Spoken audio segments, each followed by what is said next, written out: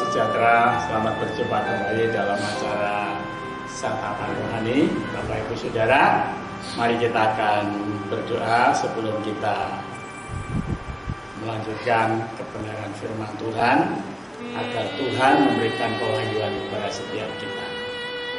Segala puji hormat dan syukur kami naikkan kehadirat Tuhan yang Maha Tinggi, Allah yang Maha Besar, Allah yang Maha Kuasa, Allah yang di dalam Yesus Kristus, Tuhan yang kami percaya dan yang kami imani, Engkau adalah Juru Selamat kami yang hidup. Kami bersyukur kepadamu Bapa, kami mau belajar firman-Mu, Engkau berikan kewahyuan-Mu kepada kami, dan berikan kuasa-Mu kepada kami untuk kami dapat melakukan. Terima kasih Bapa, dalam nama Tuhan Yesus. Haleluya, amin.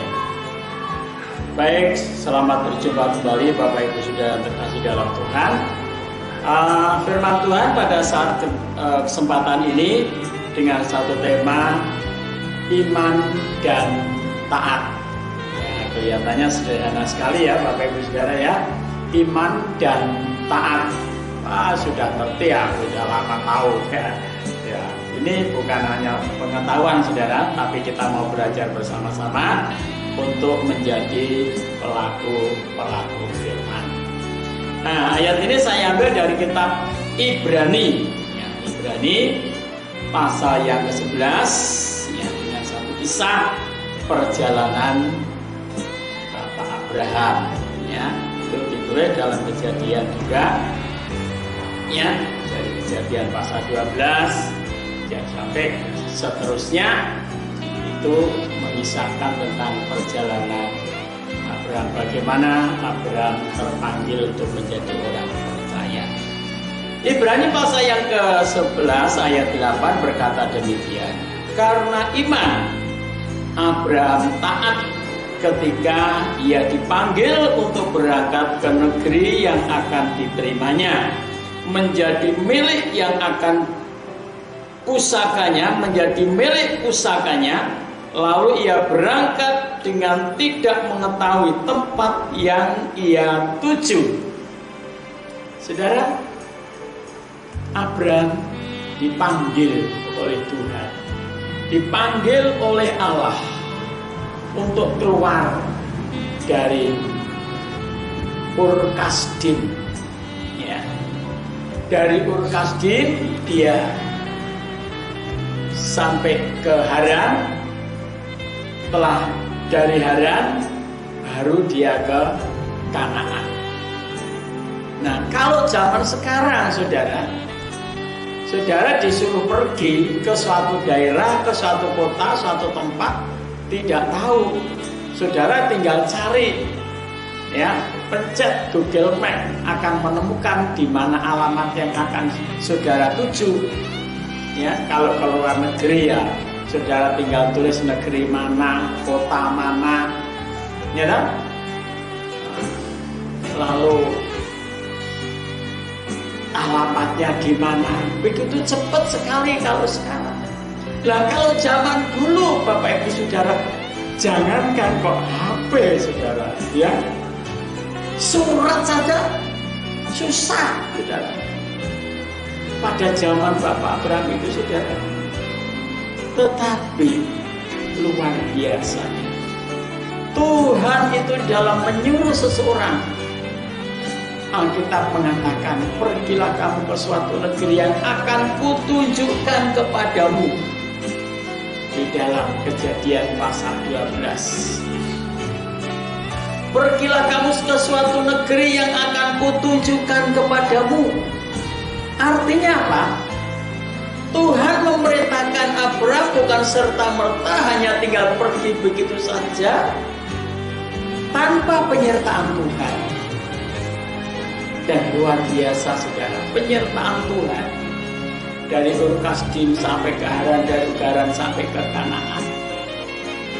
Dan Tuhan terus tetap menyertai perjalanan hidupnya.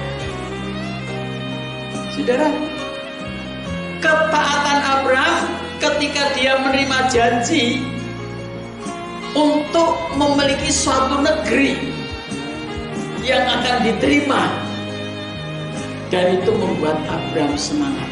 Ya, saya tidak tahu apakah di Ur Kasdim waktu itu penduduknya sudah padat begitu atau bagaimana, saya tidak tahu. Tetapi yang jelas firman Tuhan berkata bahwa kamu akan menjadi suatu bangsa yang besar. Namamu akan masyhur. Dan keturunanmu akan seperti bintang di langit. Nah, ketika Abraham menerima janji itu, saudara, Abraham semangat. Wah, aku percaya janjimu Tuhan. Nah, keturunan akan menjadi seperti bintang di langit yang tidak terhitung banyaknya. Semangat dan semangat imannya itu, saudara, Alkitab mengatakan hal itu diperhitungkan sebagai kebenaran. Iman yang bisa membenarkan hidupnya adalah iman Abraham. Bukan hanya itu saja, saudara. Taatnya Abraham untuk menjadi taat, menjadi orang percaya bukan hanya menerima janji. Tetapi ketika dia mendapat perintah, dia pun taat. Perintahnya enggak ringan, saudara. Dia punya anak tunggal satu-satunya. Namanya anak tunggal itu ya satu-satunya. Gak ada anak tunggal kok ada yang kedua. Anak tunggal itu hanya satu-satunya. Dia menanti perjanjian anak itu sampai lahir. Kurang lebih 25 tahun, saudara. Dari Allah berjanji kepada Abraham. 25 tahun. Baru digenapi tahun yang ke-100. Tahun yang ke-100, umur 100 tahun Abraham baru punya anak. Dan itu melewati berbagai percobaan, masalah, tantangan, ujian. Ya. Setelah anak itu beranjak dewasa, remaja, belum sampai dewasa, Tuhan berkata, Abraham, anakmu yang engkau kasih, Ishak, persembahkan di satu tempat yang akan kutunjukkan kepadamu. Saudara, Alkitab mengatakan demikian dalam ayat yang ke-17. Karena iman, maka Abraham tatkala ia dicobai mempersembahkan Ishak, ia yang telah menerima janji itu rela mempersembahkan anaknya yang tunggal. Saudara, dia taat, dia percaya, dia tetap memiliki iman. Ketika dia diperintahkan untuk mempersembahkan anaknya yang tunggal, Abraham tahu satu-satunya anak yang akan menjadi ahli waris, menjadi generasi yang akan melahirkan keturunan menjadi banyaknya seperti bintang di langit. Abraham tahu, saudara. Tetapi ketika Abraham diperintahkan untuk mempersembahkan anaknya yang tunggal, dia mempersembahkan dengan rela. Kecuali dengan iman, taat, dia rela. Alkitab mengatakan dia rela. Walaupun kepadanya telah dikatakan keturunanmu yang berasal dari Ishaklah yang akan disebut keturunan. Saudara, apa yang membuat Abraham rela mempersembahkan anaknya yang tunggal? Ayat selanjutnya berkata, ayat 19, karena ia berpikir, ini saudara, Abraham masih berpikir, tetapi bukan berpikir yang negatif, saudara ya.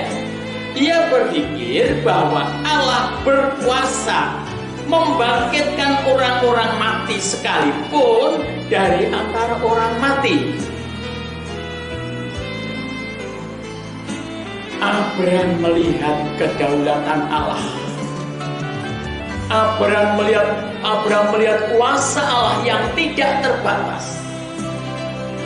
Dia sanggup membangkitkan orang-orang mati. Jadi Bapak Ibu Saudara, mengapa Abraham rela mempersembahkan anaknya yang tunggal? Karena Abraham tahu bahwa Allah sanggup membangkitkan Ishak dari antara orang. Seandainya Ishak itu bermati. Saudara, yang selanjutnya, Abraham tetap berpegang teguh akan janjinya di Allah, bahwa Allah tidak pernah lalai akan janjinya. Allah berkuasa melaksanakan janjinya. Ditulis dalam Roma pasal 4 ayat yang ke-21 dikatakan. Di sana dikatakan, saudara, coba dibaca ayat yang pasal 4 ayat 21 dikatakan. Di sana dikatakan bahwa Abraham percaya bahwa Allah sanggup. Ya, ayat 21 dikatakan dengan penuh keyakinan bahwa Allah berkuasa untuk melaksanakan apa yang Ia telah janjikan. Dengan penuh keyakinan, nggak setengah-setengah, saudara.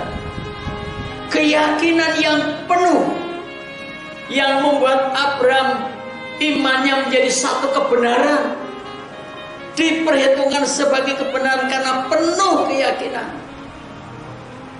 Saudara, Bapak Ibu yang terkasih dalam Tuhan, Abraham yakin bahwa janjinya tetap digenapi. Keturunan akan seperti bintang di langit. Ya, akan seperti bintang di langit. Dan itu dia pegang kuat janjinya Abraham.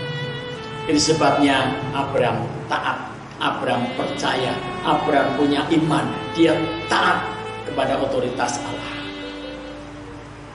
Bapak Ibu Saudara, bukankah Bapak Ibu Saudara juga salah satu dari keturunan Abraham? Karena korban Kristus di atas kayu salib menurut kita, Allah membuat saudara menjadi salah satu generasi silsilah keturunan Abraham. Mari kita mau menjadi orang yang terus percaya, iman dan taat. Bukan hanya menerima janji untuk diberkati, tetapi ketika kita menerima satu perintah, persembahkan hidupmu, persembahkan tubuhmu menjadi persembahan yang hidup, yang kudus dan berkenan kepada Allah, adalah ibadahmu yang sejati.